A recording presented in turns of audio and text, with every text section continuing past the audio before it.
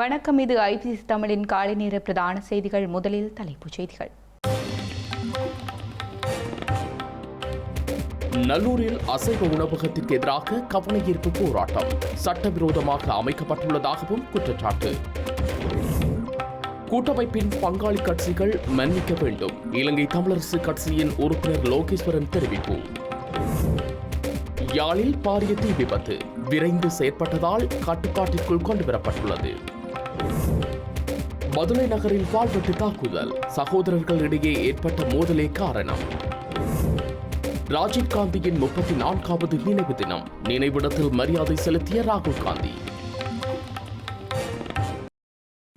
இனி விரிவான செய்திகள்.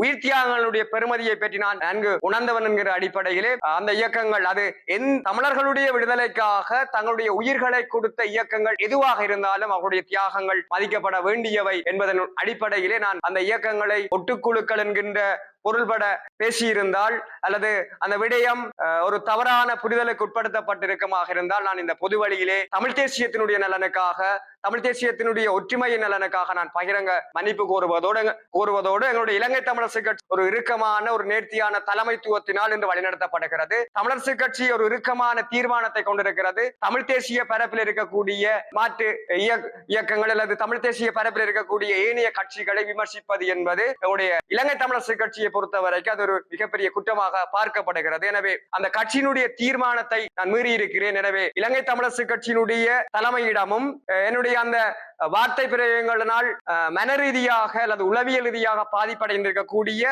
சகோதர கட்சிகள் அல்லது சகோதர இயக்கங்களிடம் நான் பகிரங்கமாக மன்னிப்பு கோருகிறேன். இந்த இனத்தினுடைய விடுதலைக்காக உயிர் தியாகம் செய்த அத்தனை கட்சிகளினுடைய போராளிகளையும் அத்தனை இயக்கத்தினுடைய போராளிகளையும் நான் உளமாற நேசிக்கின்றேன். அனைவரும் ஒற்றுமையாக தமிழ் தேசியத்தினுடைய இருப்புக்காக நாங்கள் தொடர்ச்சியாக ஒன்றிணைந்து பயணிப்போமா.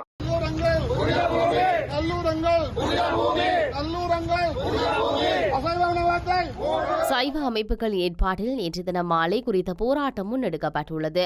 நல்லூர் கந்தசுவாமி கோயில் முன்பாக ஆரம்பித்த பேரணி ஜாழ் மாநகர சபை முன்பாக நிறைவடைந்துள்ளது. இதன்போது ஜாழ் மாநகர சபைக்கு முன்பாக திறக்கப்பட்ட அசைவ கடைக்கு எதிராகவும் போராட்டக்காரர்களால் கோஷங்கள் எழுப்பப்பட்டன.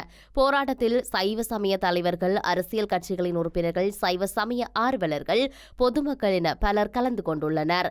இதேவேளை அசைவ உணவகத்தை மூடும்படி அல்லது தூய சைவ உணவகமாக மாற்றும்படியான கோரிக்கை மனு இன்று ஜாழ் மாநகர சபை ஆணையாளரிடம் கையளிக்கப்படவுள்ளது.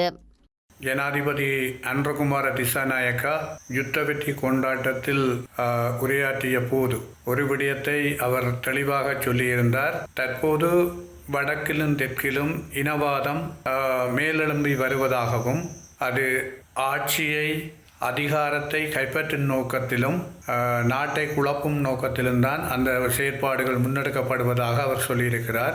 உண்மையாக ஜனாதிபதி அன்றகுமார திசாநாயக்க அரசாங்கம் இனவாதமற்ற ஒரு அரசாங்கமாக இருந்தால் ஜனாதிபதி அன்றகுமார் அவர்கள் எப்படி யுத்த வெற்றி கொண்டாட்டத்தில் பங்கெடுத்தாரோ அதேபோல அவர் முள்ளிவாய்க்கால் நினைவேந்தலிலும் பங்கெடுத்திருக்க வேண்டும். முள்ளிவாய்க்கால் நினைவேந்தல் நிகழ்வில் அவர் பங்கெடுத்து விட்டு யுத்த வெற்றி நிகழ்வில் கலந்து கொண்டிருந்தால் அவர் இனவாதமற்று பக்கச்சார்பற்று தன்னுடைய முன்னகர்வை கொண்டு செல்கிறார் என்பதை நாங்கள் நம்ப முடியும். அவர் அவ்வாறு அல்ல. அதாவது இந்த கோர யுத்தத்தில் கொல்லப்பட்ட லட்சக்கணக்கான தமிழ் மக்களினுடைய உறவுகள் முள்ளிவாய்க்கால் மண்ணில் கதறுகின்ற போது, கண்ணீர் விடுகிற போது அவை எவற்றையும் கண்டுகொள்ளாமல் அந்த நிகழ்வை தொடர்பாக பாதிக்கப்பட்ட மக்களுக்கு ஒரு ஆறுதல் கூறாமல் வெறுமனே அவர் யுத்த வெற்றி நிகழ்வில் கலந்து கொண்டு விட்டு வடக்கிலும் தெற்கிலும் இனவாதம்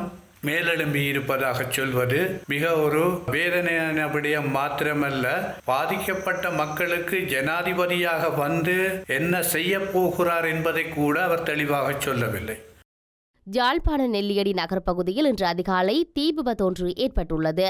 தீ விபத்தை கட்டுப்படுத்துவதற்கு கரவெட்டி பிரதேச சபை ஊழியர்கள் அந்த பகுதி வர்த்தகர்கள் பொதுமக்களுடன் இணைந்து செயற்பட்டு தீயை கட்டுப்பாட்டுக்குள் கொண்டு வந்துள்ளனர். எவ்வாறாயினும் அவரது ஒத்துழைப்புடன் பெரியதொரு இழப்பு தவிர்க்கப்பட்டுள்ளது. இந்த நிலையில் தீ அணைப்பின் போது உடனடியாக செயற்பட்ட பிரதேச சபையின் ஊழியர்கள் மற்றும் பொதுமக்களுக்கு நன்றிகளை தெரிவித்துக் கொள்வதாக கரவெட்டி பிரதேச சபையின் செயலாளர் கணேசன் கம்சாநாதன் தெரிவித்துள்ளார். மக்களின் காணிகளை சுபீகரிக்க வேண்டிய தேவை அரசாங்கத்திற்கு கிடையாது.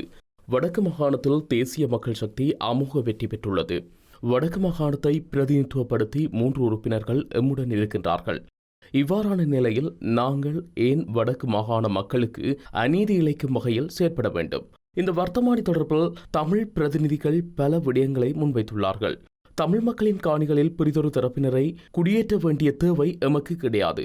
மஹிந்த மற்றும் ரணில் ஆகியோரை பார்த்த கோணத்தில் எங்களை பார்க்காதீர்கள். தேசிய நல்லிணக்கத்தை நாங்கள் உறுதிப்படுத்தியுள்ளோம்.